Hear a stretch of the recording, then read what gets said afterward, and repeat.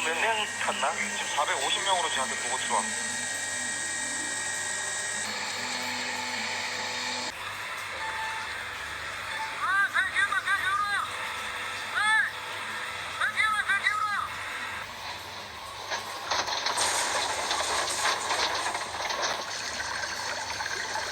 Halo semua, assalamualaikum warahmatullahi wabarakatuh. Terima kasih sudah klik video ini. Seperti yang kalian udah baca di judul, aku akan membahas insiden tenggelamnya kapal Seoul. Kapal Seoul atau nama lainnya adalah Seoul Ferry Disaster meninggalkan banyak luka bagi orang Korea Selatan pada saat itu. Sebagian besar dari mereka adalah siswa-siswa dari sekolah yang sama yang seharusnya bisa untuk menggapai cita-cita mereka di masa depan yang cerah, tetapi mereka meninggal dunia pada hari itu karena kesalahan-kesalahan yang sangat fatal yang seharusnya bisa untuk dihindari. Banyak orang-orang yang marah dari seluruh dunia atas tenggelamnya kapal ini.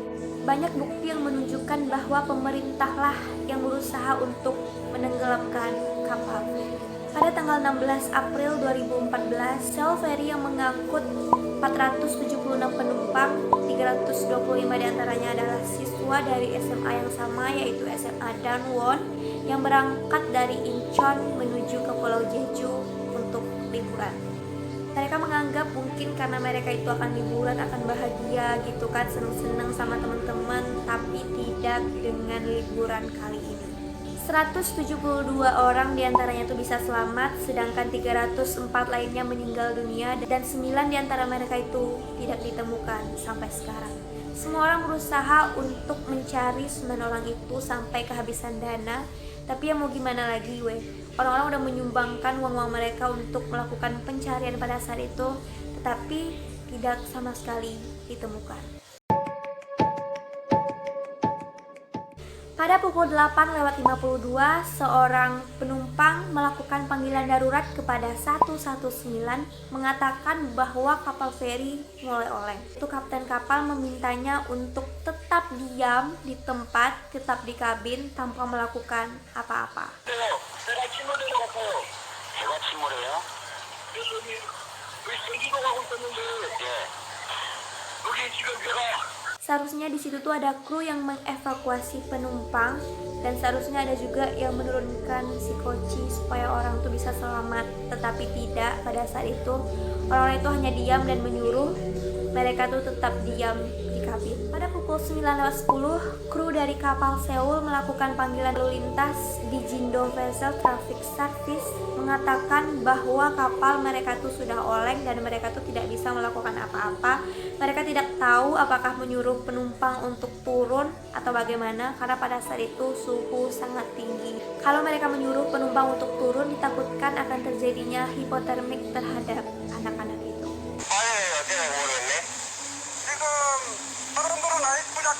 Tapi kenapa pada saat itu satupun si koci tidak mereka turunkan? Bukankah pada saat tenggelamnya kapal Titanic orang-orang berlomba-lomba untuk naik ke si koci? Tapi kenapa pada saat ini si koci sama sekali tidak diturunkan pada saat darurat seperti itu? Weh, berisik. Tapi kenapa pada saat itu si koci sama sekali tidak diturunkan padahal situasinya udah darurat, kapal udah mulai oleng kayak gitu. Pada pukul 9:35, tim evakuasi Patrol Boat 123 datang ke kapal feri itu. Pada 9:47, kapten dan kru dievakuasi oleh patrol boat itu.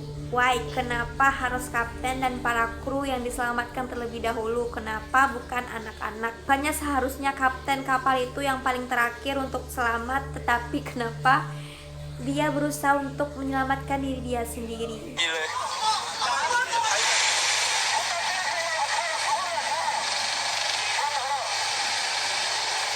Pada pukul 9:49 kapal mulai tenggelam. Pada pukul 10:18 patrol boat kembali ke kapal feri Seoul.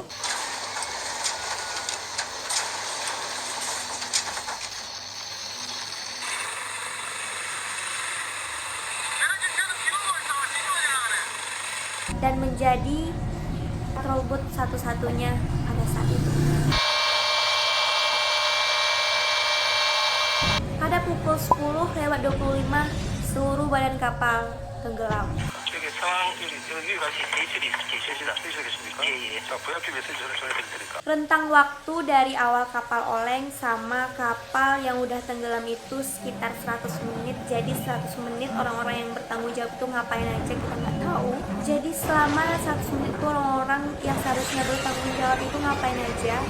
Kru dan yang lainnya menyelamatkan diri mereka sendiri. Sedangkan pemerintah hanya sibuk menanyakan di mana posisi kamera pada saat itu untuk melakukan siaran langsung. 자, 그 두 가지 말씀하셨으니까 예. 일단 그 총장님한테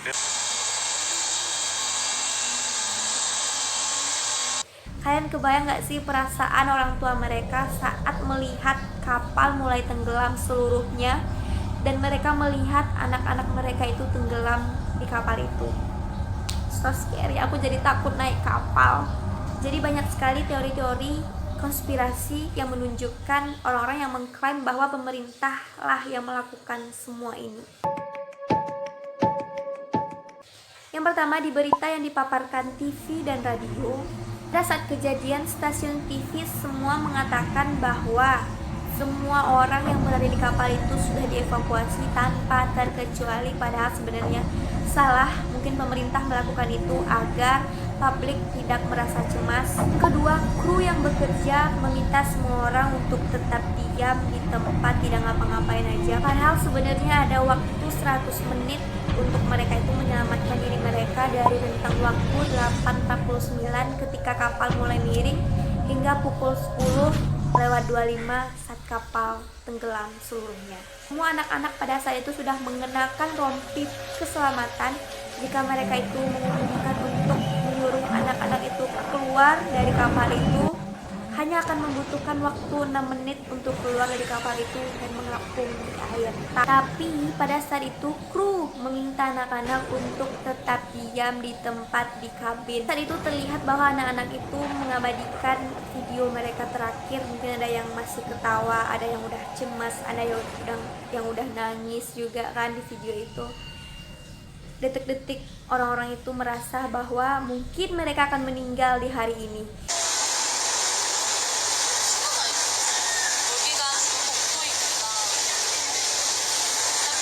Yang ketiga, saat tim evakuasi datang, mereka hanya mengelilingi kapal itu tanpa mencoba untuk membantu orang-orang yang tengah terperangkap di dalam kapal itu. Orang tua yang melihat anaknya dari kejauhan melihat orang-orang itu hanya mengelilingi kapal tanpa membantu.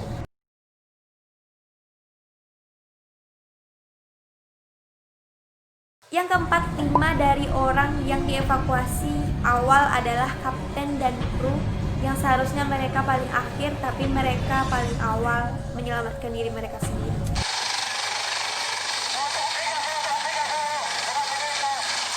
Yang kelima, tawaran bantuan dari Amerika Serikat ditolak oleh pemerintah Korea Selatan. Yang keenam,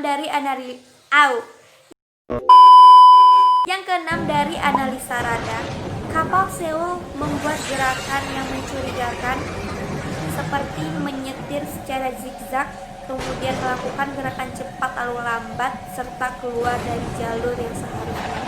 So sebenarnya kalau keluar dari jalur aja tuh udah tetapi kencang lagi hingga akhirnya kapal itu oleng.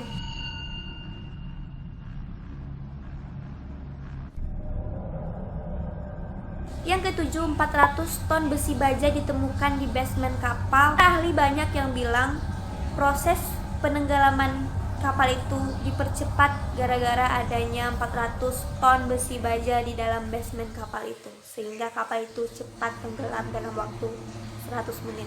Yang kedelapan, pada tahun 2014, badan Yoo Jong-un, seorang miliarder pemilik kapal Seoul itu ditemukan di sebuah ladang yang dikelilingi oleh botol alkohol, tetapi pada saat itu tim forensik hanya bisa mengetahui bahwa itu si Yoo sekitar 6 minggu. Orang-orang di Korea pada saat itu mempertanyakan bagaimana orang-orang yang berwenang pada saat itu baru mengetahui bahwa si Yoo itu selama 6 minggu, padahal si Yoo itu sebenarnya artis, miliarder, agamis, pengusaha yang wajahnya tuh terpampang di mana-mana, tapi kenapa orang-orang nggak tahu kalau itu tuh si Yoo?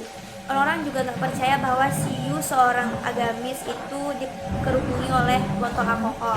Ini menganggap bahwa ini mungkin ulah pemerintah yang sengaja menenggelamkan kapal Seoul, yang mana itu tuh adalah kapal Seoul Siu, karena Siu ini juga aktif dalam sebuah organisasi gereja terkemuka di Korea, yang mana biasanya pemerintah Korea Selatan itu bertolak belakang sama si gereja ini. Jadi orang-orang menganggap mungkin kalau seandainya pemerintah menenggelamkan kapal Siu dan banyak korban jiwa, orang akan marah kepada perusahaan sama gereja Siu ini, apalagi yang meninggal itu anak-anak yang tidak bersalah. Jadi apakah menurut kalian ini sebuah insiden yang disengaja atau nggak disengaja? Kalian bisa komen di bawah. Aku juga ingin dengar pendapat kalian.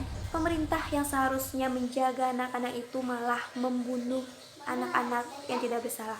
Menurut kalian gimana? Kalian bisa komen di bawah. Oke, sekian dari video ini. Buat kalian yang belum subscribe, silahkan subscribe dulu, nyalain notifikasinya supaya kalian selalu pantengin video-video terbaru dari aku. Dan see you next video.